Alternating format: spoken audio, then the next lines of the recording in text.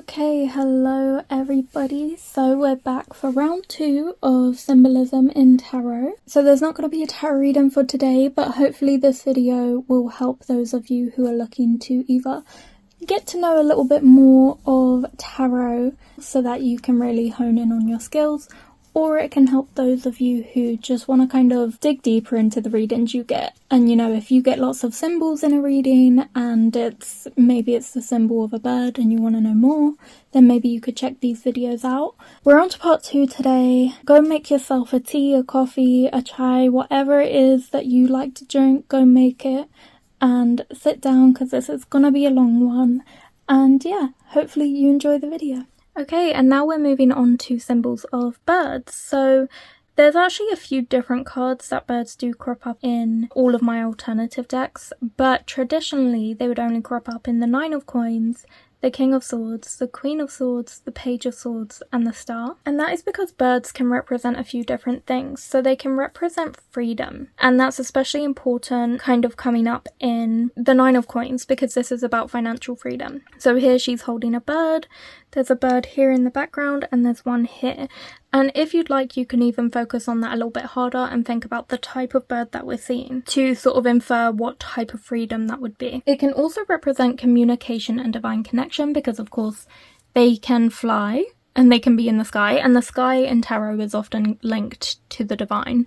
So their ability to fly to and from the divine back to us is like they're communicating messages from the divine to us. It can also represent overcoming life's challenges because, of course, the birds can fly above our problems.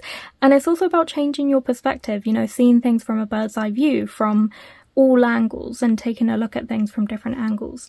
So that's what essentially this means. Particularly in the 9 of coins, the bird is representing freedom. In the King of Blades, we have 2 birds in the background here. So this is like enlightenment, the connection to higher powers, especially because these swords are pointing up here. So especially that's what the bird will mean. But here there's an absence of a bird. So maybe that means you've sent the message to the divine. You're sending messages out rather than receiving them. Because typically if you have like a messenger bird, you would give it a message, it would fly off, and it will only come back to you once the message has been received. And this open hand here is conveying that they're waiting for that message to come back in from that bird. So I think for this deck, the absence of the bird is conveying that you've sent a message that has yet to be replied to. Whereas with the King of Blades here in the cute ghost tarot, the birds are in the background, symbolizing that higher divine connection and that higher communication. In the King of Swords, the birds have been replaced with butterflies, and this is exactly why I said in the Killstar deck, I think butterflies are about higher connection. Yes, also transformation, but that higher connection and communication going on there. But interestingly, their sword is sort of slung over their shoulder, pointing in the opposite, like in a sideways direction rather than directly up, meaning they're not at present receiving messages from the higher divine. So you could see these butterflies instead as freedom, because it's almost like this king is finally resting and relaxing. They're not ready for battle. They're not, you know, their sword isn't held high. They are just contemplating and enjoying the moment, which is giving more freedom. Now we have the Queen of Blades here. So we've got a couple birds in the background here. We have no birds in this deck, and in this one, once again, we have those butterflies. And I feel like this represents a point of enlightenment. That butterfly is just about to touch that sword, so they're just about to receive a message from the higher divine. They're just about to receive that communication and embrace a new perspective. I think as well with these 2 cards here, with the absence of birds, this is like a lack of communication, a lack of alignment with higher connection. While this person might be in a high position in society, that doesn't mean they're necessarily aligned or connected spiritually with where they're at, and that the divine necessarily approves of them being in this position. So there's a lack of harmony there, a lack of communication with this person in particular in this position of power. And with this card, once again, just 2 little birds in the background conveying that communication, conveying a back and forth and a harmony because of the 2. A good like pairing and connection. So in the Page of Swords, there are no birds, no butterflies in the Killstar deck. They're really essentially weathering the storm alone, doing it on their own without that communication. So this is definitely more so on looking at things from a different perspective. But with the Page of Swords over here, there are birds in the background, several, so there's 3 over here, there's 5 over here. So that means there's lots of different, 4 over here. So this means the communication coming in on this card from the High Divine, that connection, that freedom, will provide stability for this person.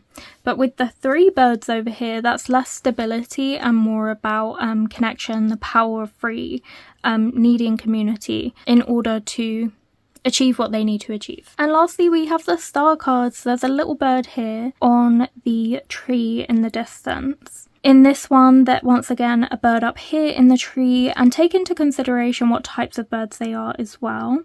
And in this deck, we don't have a bird. So in this version of events, it's about freedom, resting, and new perspectives, because the bird isn't soaring, you know, it's taking a rest.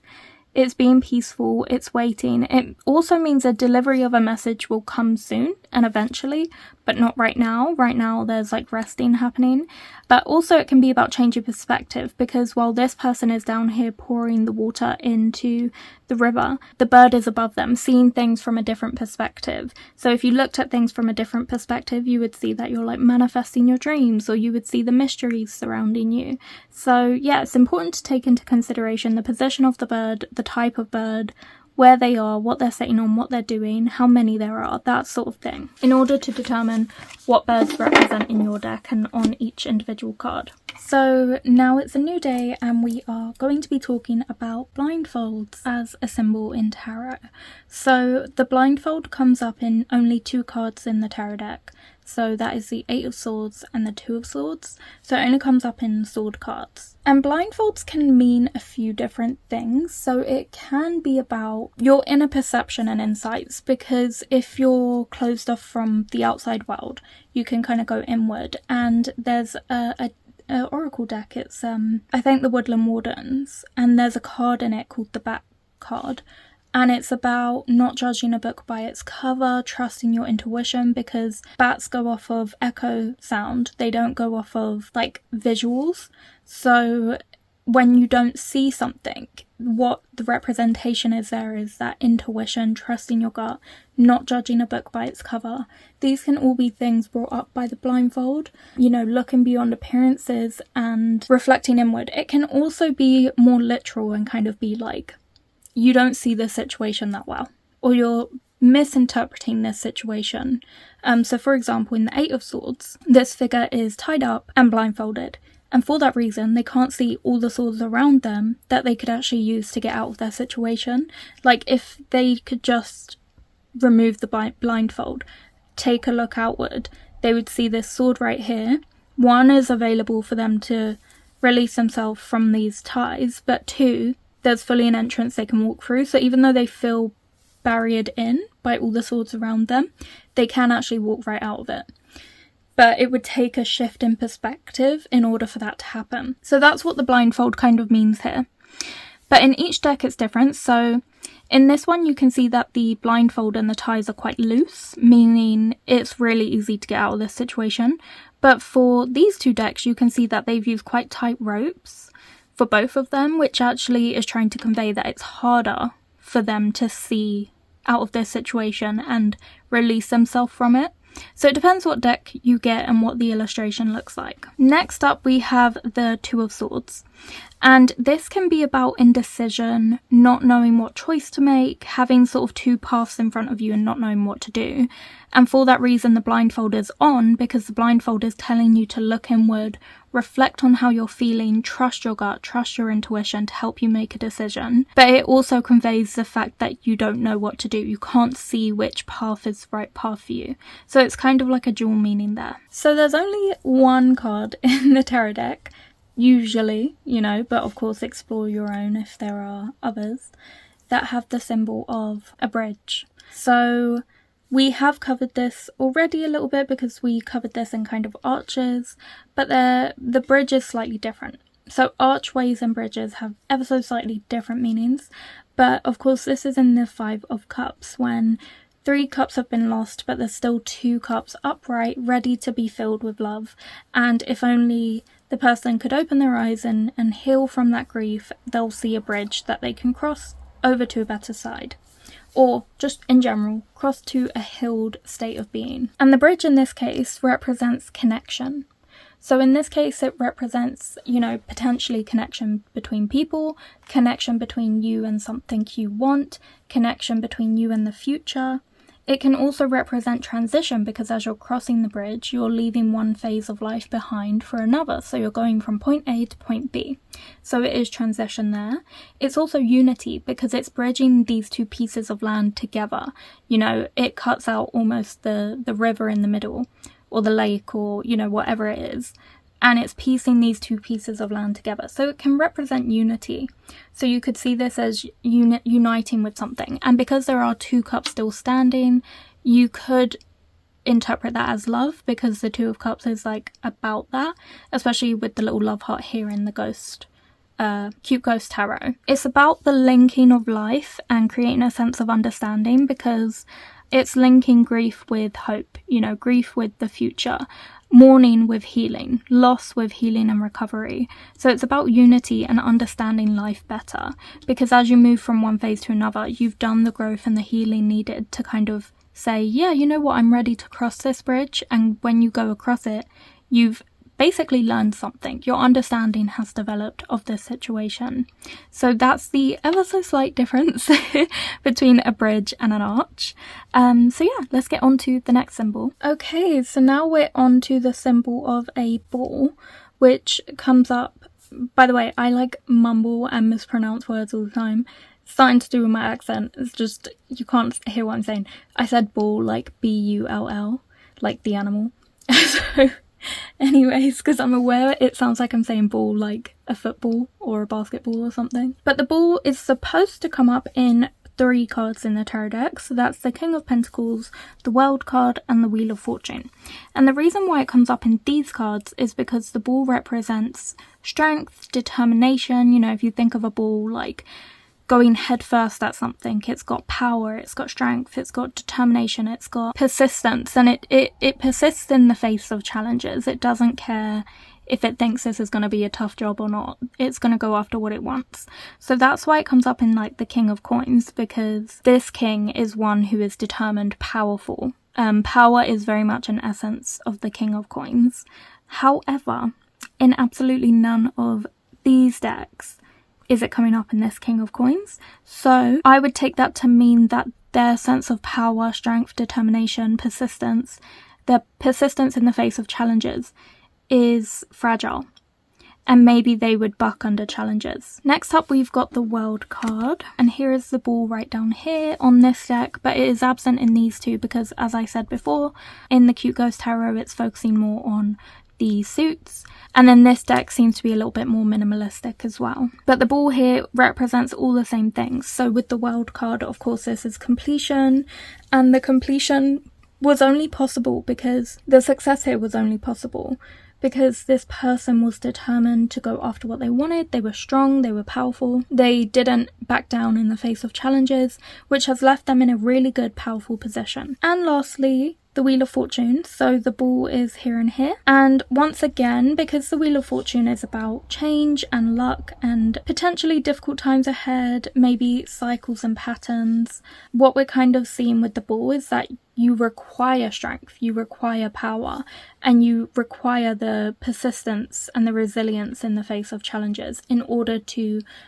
overcome any bad luck that comes your way, any difficulties breaking habits or cycles. So that's why the ball is coming up here. So the next symbol is butterflies, and that crops up in the Knight, Queen, and King of Swords.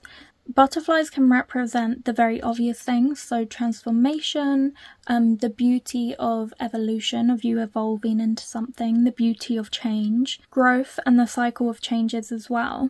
However, additionally to that, I do also think they speak to a sense of enlightenment and connection with higher power, because just like birds, they can fly to and from. So to me, personally, that's also how I see it.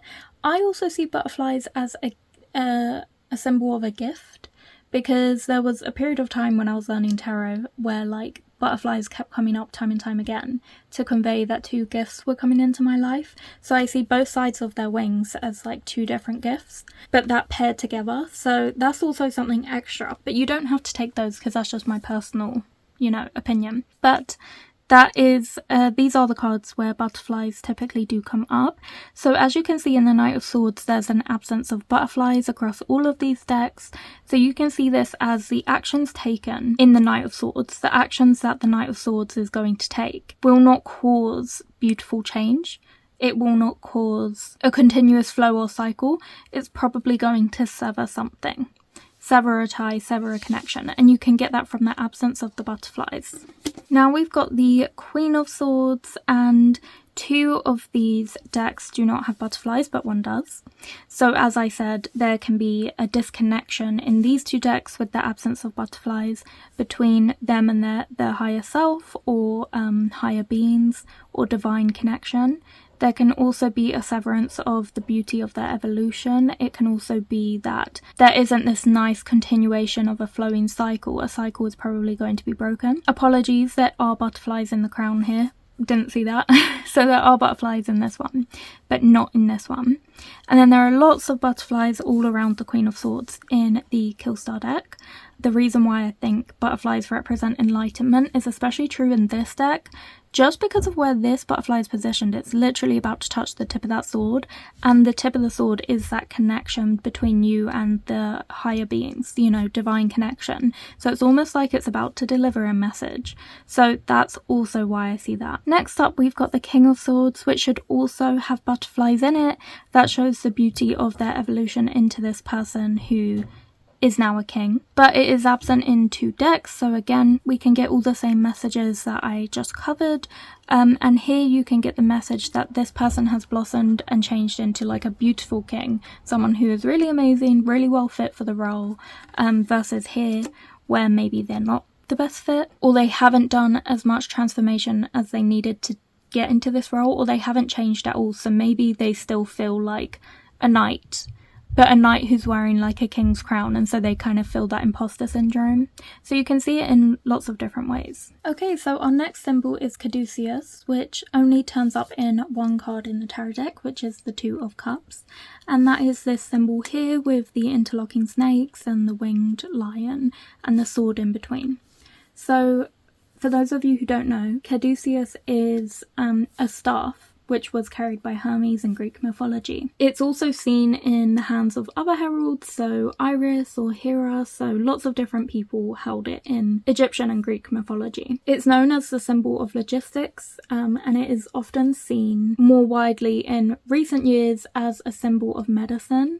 So you'll probably see this on the back of like, an ambulance or somewhere in a hospital, because it's become a symbol of medicine. I would say it was used more back in the day than now, but it's still quite a popular, like when you look at it, you're like, yep, medicine, the medical industry, like when you see that symbol. So because it kind of has that link to medicine, one of the ways it can be interpreted is as a symbol of healing, as well as a symbol of balance, because there's like a precise like symmetry. If you were to like draw a line down the middle of that lion and the snakes, there's perfect symmetry, perfect balance. So that's another way to interpret Caduceus. Also, you could see it as like an integration of opposing forces. These 2 snakes are intertwining. This lion is merging with wings. Like there's a pairing here of things that maybe wouldn't usually fit, restoring harmony between those 2 things, or 2 different things. So the reason why that's coming up in the 2 of Cups is for several reasons. So typically in traditional tarot decks, the 2 of Cups, this is like a love card. That's where that's kind of coming from. So you can interpret the pairing of different forces, meaning that maybe you're very different from the person that you're partnering with, and that's why that's coming up. You can see it as balance and harmony, because the 2 of Cups is about that. It's about nice balance and harmony in relationships. And then also healing, so maybe healing from past wounds, recovering from unsuccessful relationships, and just feeling like you're healing and growing and moving forward with a lot of like optimism. So that symbol is present, Caduceus is present in the kill star and this, you know, draw it yourself tarot deck. But it's not present over here. Instead, they've put a love heart and a rose. So they are trying to convey love, that harmony, but they're just removing the symbol of Caduceus, which could be the removal of the symbol of opposing forces being married together, maybe meaning that these two people or two ghosts are very much aligned and very much similar people. So it's not like polar opposites are coming together. Instead, it's like two very similar people are coming together, or you're getting along with people who really suit you and match your energy, who match your freak, you know. Or you could see it as the removal of that healing element, maybe meaning that there are no past negative things to kind of recover from. It's just all good all round, you know, it's just love. So yeah, lots of ways to interpret Caduceus. Okay, so our next symbol is a very big one. So it's going to be hard to keep these all lined up. I did just want to like demonstrate them for you though, but I'm going to actually stack these and we'll go through them one by one. But this symbol is castles. So castles turn up in so many tarot cards. So we've got the King of Coins, the 10, 9, 8, 6, 4 of coins, the 8 of Swords, the 7, 6, 5 of Cups, and the 4, 2, and Ace of Wands, and then the Chariot as well. Okay, so castles in tarot represent defending inner realms, because you think of a castle as a defense space. You know, it's filled with lots of moats and little towers with tiny little windows so that you could shoot arrows out of it, but it's harder for people to shoot arrows into it. So it's a place of defense. It's also a place of sanctuary because you would be in the castle to try and stay safe from everything going on outside. It's a safe haven and kind of like your inner fortress. It's about inner fortitude and protection as well. So the main takeaways are just defense, protection, and stability, as well as a safe haven. So that is why it usually comes up in the King of Coins, because the King of Coins is like, you've made it. You know, you've got all the money you need, the security, the safety, the protection, because you have so much financial abundance. And so for that reason, typically there would be a castle in this card, although in all of these, there is not a castle that turns up here in these versions of these tarot decks. But you could take that to mean potentially an absence of feeling that inner safety and feeling protected. Maybe you still feel vulnerable because you're not used to having that much money, and so it's like you're worried you're going to swindle it or you don't know how to maintain it. So next up we have the 10 of Coins, and of course this is about like inheritance and all that sort of thing, creating a legacy for yourself. And so the castle, which is off in the background here, represents that stability that has been passed down to you, that was quite easy to get, the safety, the security, the power, the wealth. Like, it was easy for you to get that. It was easy for you to have that, and it's a stable structure that kind of follows you and your family through generations. Next up, we have the 9 of Coins, or the 9 of Pentacles, which usually, so basically it would typically have like a house in the background and maybe some coins growing on the fruit and veg around it or growing underneath the house, which is showing that you're putting the work into building stability and a foundation for yourself and a safe space for yourself. But it's like a slow reap of a reward. It takes time to build and nurture. So that's usually what would be in the 9 of Coins. So the fact that there isn't a house in any of these might mean that the value in the thing that you're putting work and effort into might not necessarily be a physical, tangible sense of stability, not a structure you can actually touch and hold, but more a sense of stability inwardly, internally within yourself. So next up we've got the 8 of Coins. So this is, you know, a person building what they have, putting hard work in, and that hard work paying off, which would also usually have like a house in the background, hinting towards the success and the stability that they're moving towards and the sense of safety that they're creating for themselves. However, in this 8 of Coins, the person is actually in the house already in the Cute Ghost Tarot, meaning they are already in their inner fortress. They are enjoying their safety and sense of fortitude, and that's coming from the enjoyment they get from indulging in their passions and putting work into their hobbies and habits, because they're painting something here. So it could be that creative expressions of yourself provide you with that sense of stability and comfort. Maybe working provides you with a sense of comfort and stability. Whereas with this 8 of Pentagrams, they have essentially built themselves into a like casket or a coffin of sorts. So that, of course, this is a spooky deck, so it's supposed to be a little bit spooky, but in that sense, this is a sense of protection, you know, protecting your body for a small brief period of time from the elements, from being kind of eroded away by the bugs in the ground and things like that. So again, it's representing a sense of protection and safety and a sense of like fortitude, but with the idea that it will inevitably all come crashing down, which is kind of the case with castles as well, because that is where people go to attack straight away first thing, because it's where all the important people live. It's like an admittance of that vulnerability with this card, because they've changed it from a house or a castle to being a coffin. Okay, now we've got the 6 of coins here, and this is about being generous, and that generosity is building stability for you and others. It's also, you are protected with your current state of like finances or current state of being, and for that reason you're able to extend that defense and protection to others. However, there are no castles in any of these ones, meaning that there might be a sense of vulnerability, like if you give too much you might actually lose your own sense of stability. Then we have the 4 of coins here, so lots of castles in the background, a massive castle, massive building.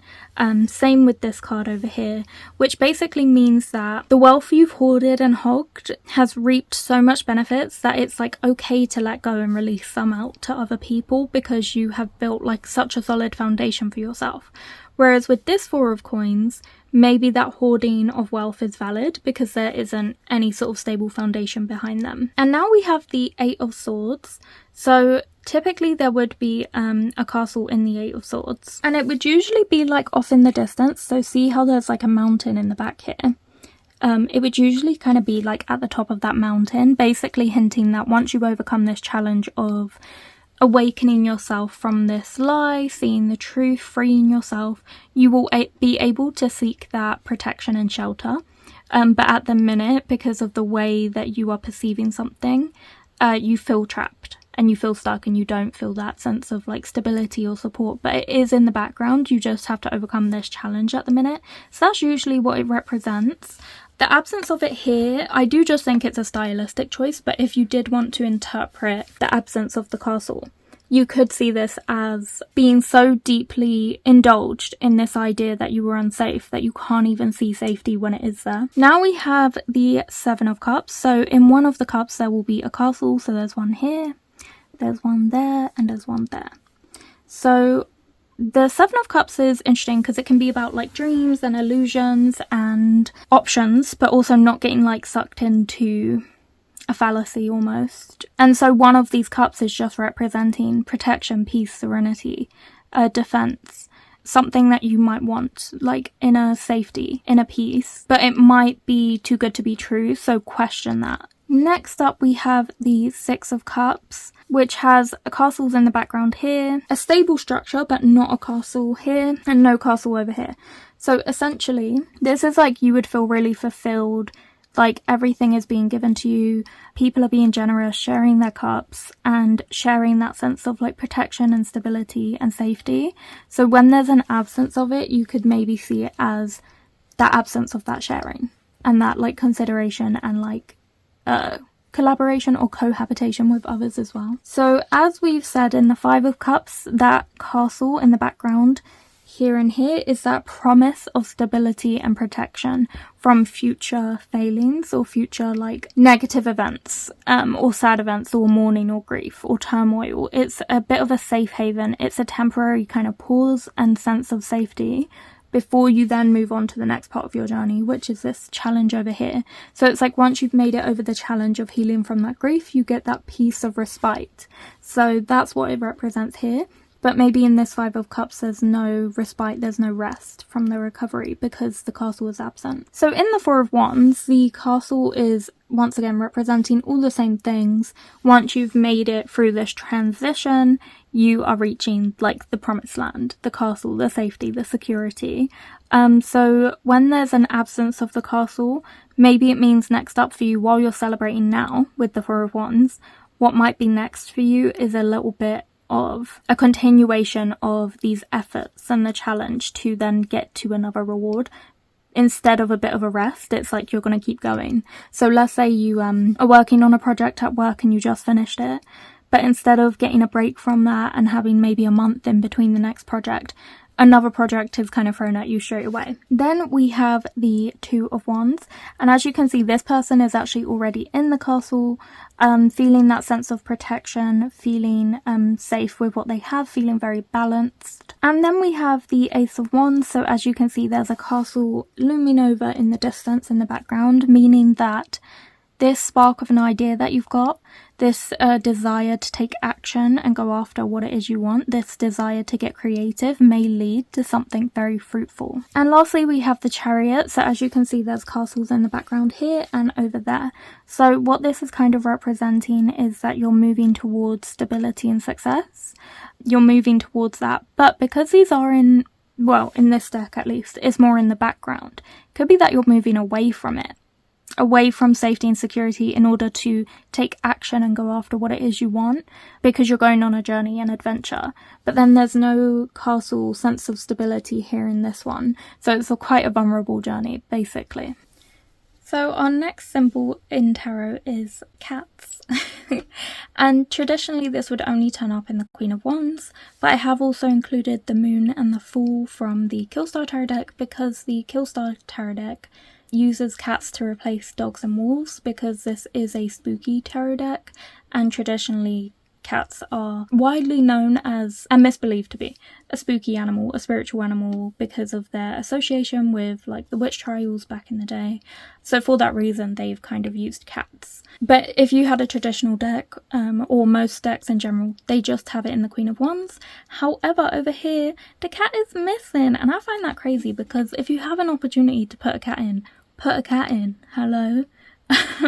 But yeah, here you can see usually the cat would be like with the Queen of Wands, either down by her side or in her lap. There is a cat included in the Queen of Wands in the Good Karma Tarot deck.